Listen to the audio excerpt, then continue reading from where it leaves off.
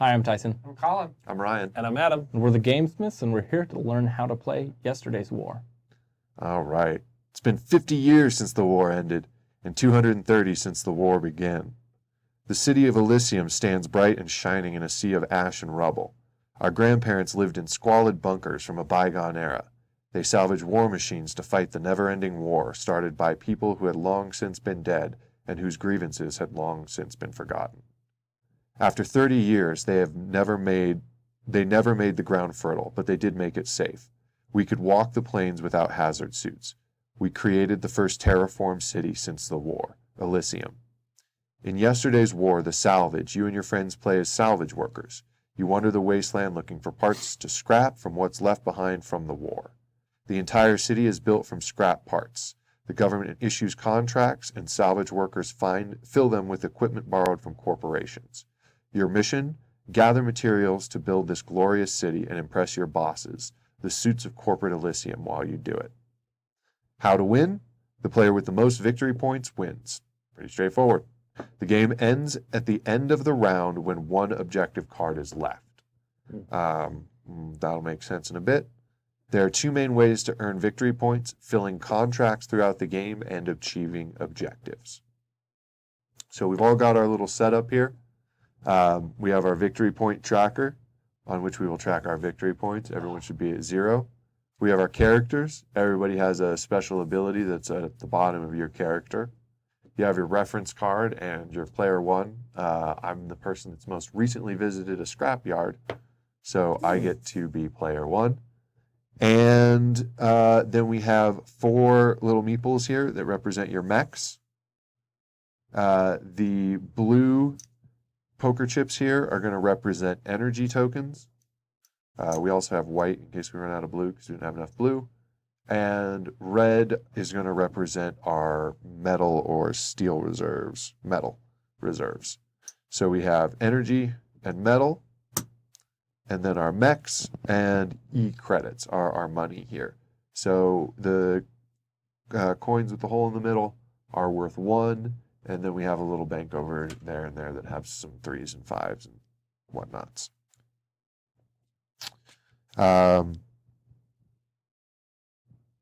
So the first thing that we're going to do when the game starts is we're going to lay out our objectives.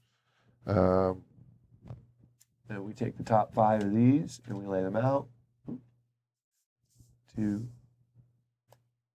3.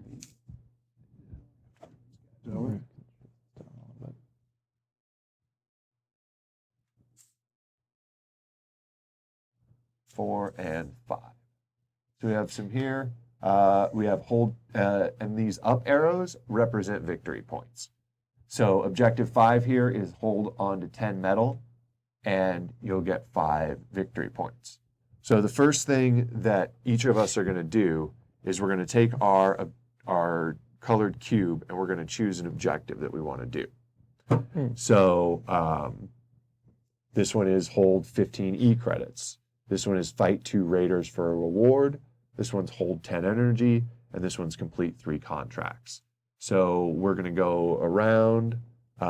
You're only allowed to have 1 objective at a time, and you can pay to switch your objective at any point if that becomes something you want to do.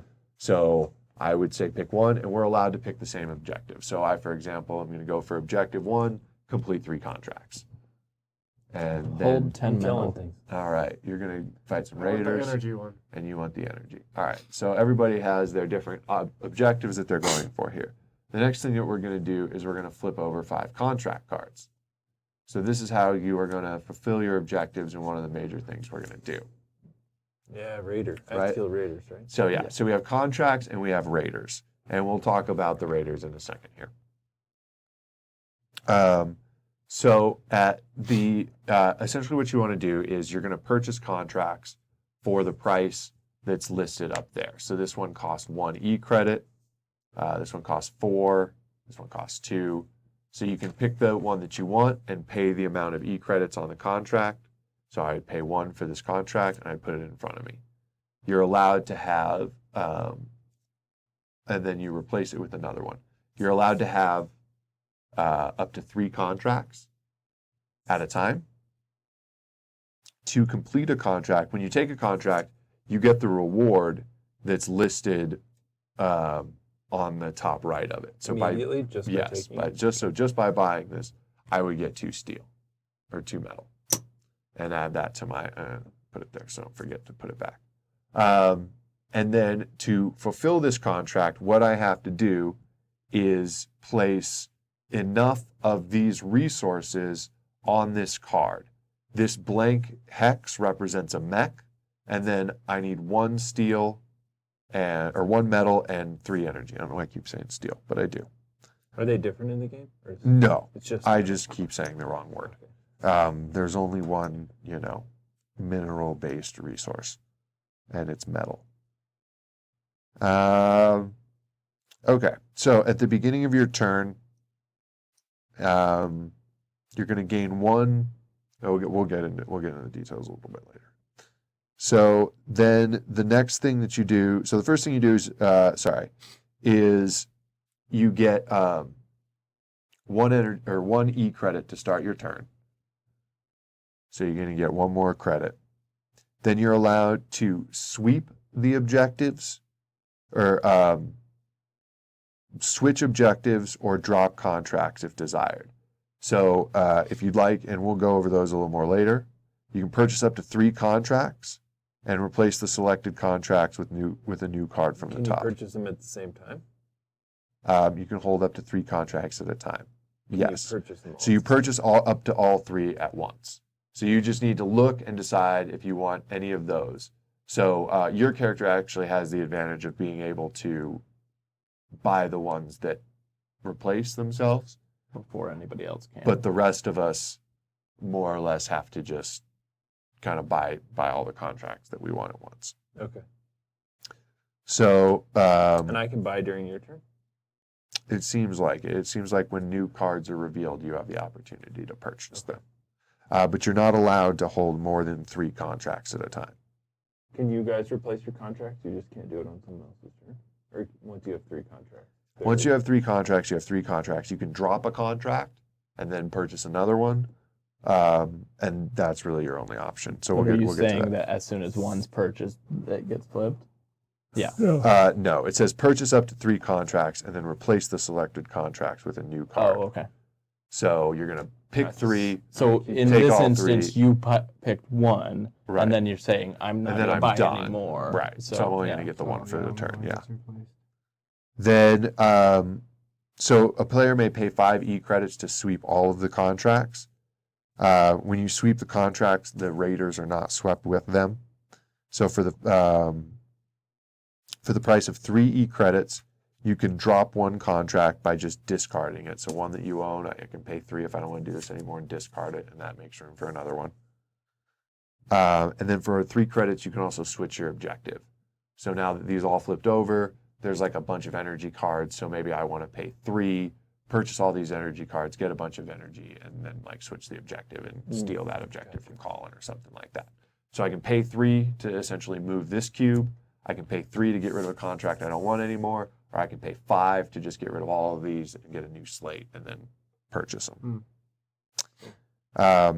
Then the next thing that you're going to do is place up to 2 mechs.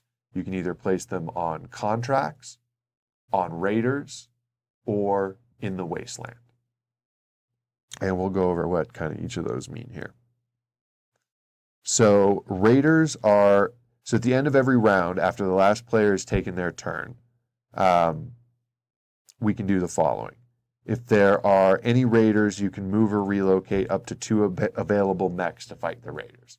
So essentially, since I'm starting with this raider card out, I have the opportunity to put 2 of my mechs on the starting block to fight these raiders. But let's say that it kind of, there's another raider, that wasn't useful. So let's say it went like this, and, I purchased the first contract. If it went like this, I purchased the first contract, this flipped over. Now I get to do my turn, and I'm like going to go, okay, I'm just going to put my 2 mechs there because it's my only contract. I don't have anything else to do with 2 mechs. And Tyson goes and he purchases this guy. And as soon as he does, the Raiders flip over. Well, now Tyson has the option to put his mechs on the contract or fight the Raiders. But I didn't get that choice because the Raiders weren't showing at that time. Okay. So I have the opportunity now to say, oh, I didn't know there were going to be Raiders. I'm going to move my mechs that I On placed Tyson's turn. at the end of the round. Because the Raiders are essentially going to attack at the end of the round. So after everybody goes, then I can go, oh, I didn't know these Raiders were going to show up. I want to fight these Raiders. Okay. So the Raiders that work, Raiders are drawn at random from the deck, just like a contract. Starting the round with the player that drew the Raiders, that player must decide to fight the Raiders with 2 mechs they have available for that turn only. So if we've gone around the table a couple times and I have 2 mechs on this contract and 1 mech in the Wasteland, or 2 mechs on this contract, and then a Raider shows up, I have to use my 2 mechs from this turn to fight the Raiders. I can't move 2 mechs that were placed on an earlier turn to fight the Raiders. Okay. So like I said, if a Raider is drawn in the middle of the round, then I can relocate mine, but I can only relocate the ones I played that turn.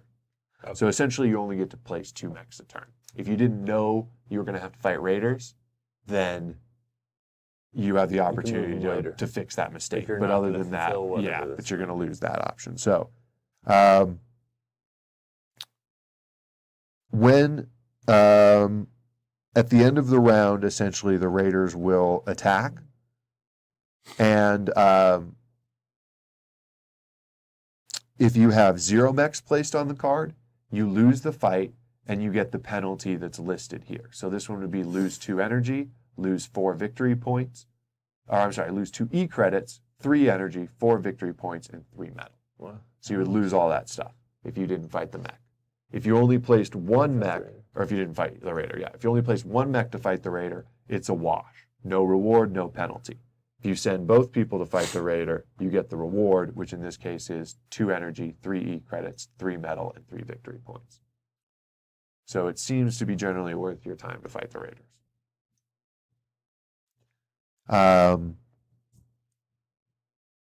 Then you're allowed to exchange resources for any other exchange or for any other money. And it's essentially a 3-to-1 ratio. So you can trade in 3 metal for 1 energy. You can trade in 3 energy for 1 metal.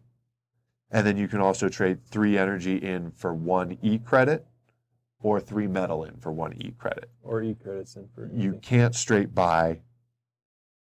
So you can't turn E credits in. Correct. Okay. E credits are really only for purchasing contracts, or settling some tiebreakers and completing objectives. Actually, And probably yeah, for feeding hold your 15 family E in the, credits, in the right? apocalypse. And in the abstract, feeding your tiny plastic family. Minor wood. Fair enough. In Elysium, resources are hard to come by. You can swap some out like that. So then the next thing you can do at the end of your turn is fulfill contracts and gain rewards. So if I have 2 mechs placed on here and I manage to get the 3 energy I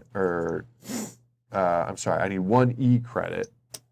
So they are actually used for filling contracts as well. So this is going to be 1 E credit and 3 steel. I changed from what I had earlier. So now I have those and I can fulfill the contract.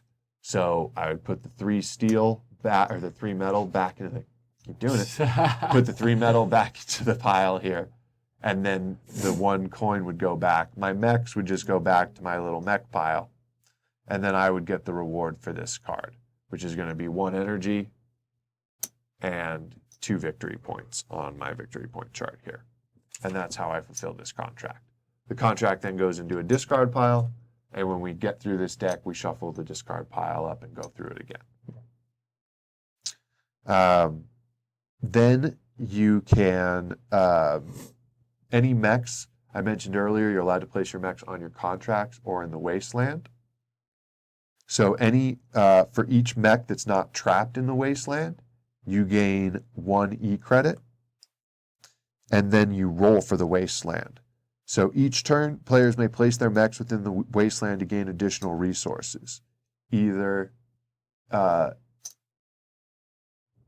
and the energy, the steel, energy, metal, or or the E credits during their turn. You can only have 2 mechs in the wasteland at a time, including trap mechs. What's 3/4 and If all those are, you're not allowed to use those in 2-player games. So you're only allowed. Here we're allowed to use all 6 spaces since we're using a 4-player game. So that just means the number of players you need for this spot to be active. oh, So as far it's as we're just an concerned, it's all energy. 6, right? Yeah. So it's just energy or steel Gotcha. or metal. The numbers are for the And players. Gotcha. the numbers are for the players, and then the So that's an easy way to just be consistently gaining. right, and you're always going to get 1 E credit just for being out in the wasteland, like I mentioned earlier. So for each mech you have out in the wasteland, you get one E credit. plus whatever's on there. Not necessarily. Oh. You roll for whether or not you get whatever on Discovery. there. And you're getting 1 E credit just for your Just turn for having, anyways. yeah. So you get 1 E credit for your turn at the Another start of E your credit turn, for your- What do you and then need you're to going to roll? get 1 E credit at The the die. end of your turn for for however each many X one is in max. here. And you have to get whatever number. No, Oh, He stop hasn't guessing. explained it yet. Stop guessing. So, each player is allowed to have 2 mechs in here, including mechs that are trapped. So if you have 1 trapped and 1 in here, you cannot place a 3rd one on the board. And once all these spaces are full, they're all full. So not everyone can have 2 on there, essentially. So based on the material the mech has chosen to gather, the player will roll 1 6-sided die to see if the mech is successful. If the player rolls a 1, 2, or 3, they receive the resource in an amount equal to the die roll. So the best roll you can get is a 3. You'll get 3 energy or 3 metal. I did it. What? If you roll a 4, 5, or 6, you gather no resources and your mech is trapped in the wasteland. Oh.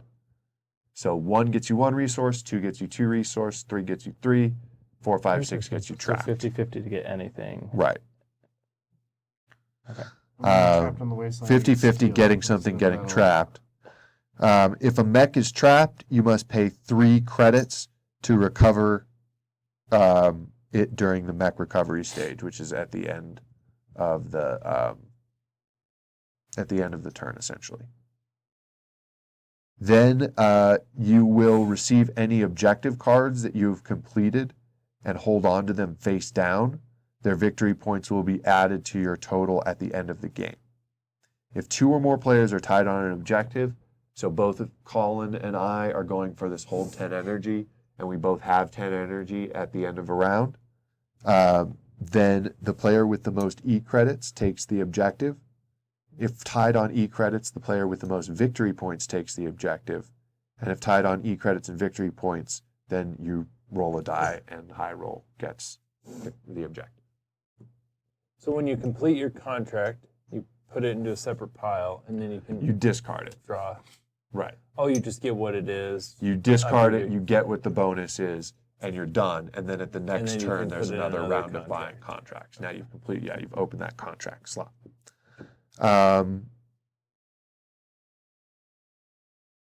The player with the most victory, okay, and then at the end of starting at round 4, the player with the most victory points will receive an award. If 2 or more players are tied, no award is drawn. Awards are simply you draw them, 2 E credits, 1 energy.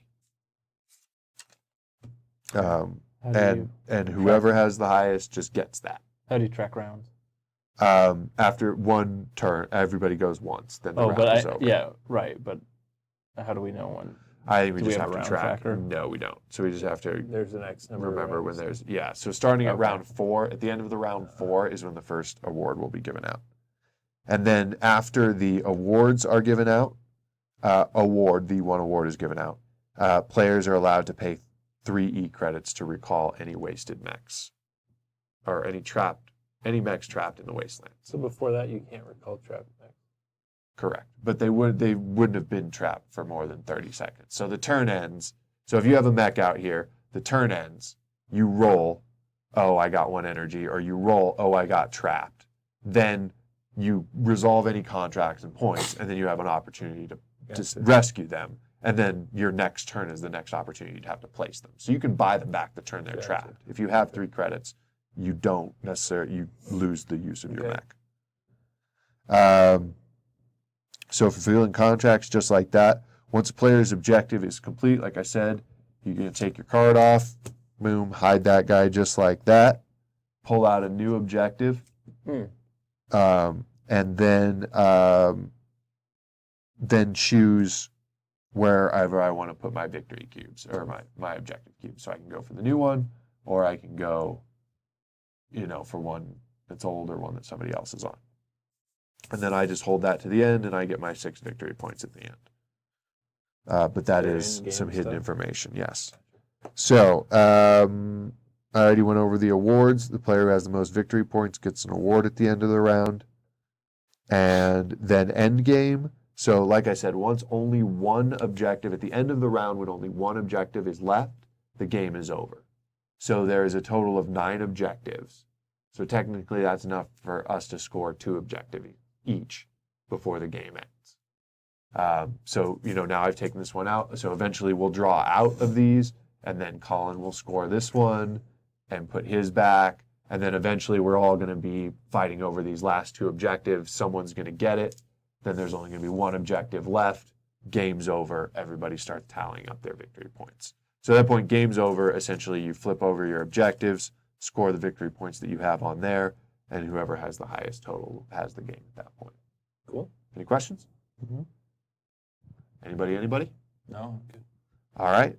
So that's good. No questions. We'll see you in the game.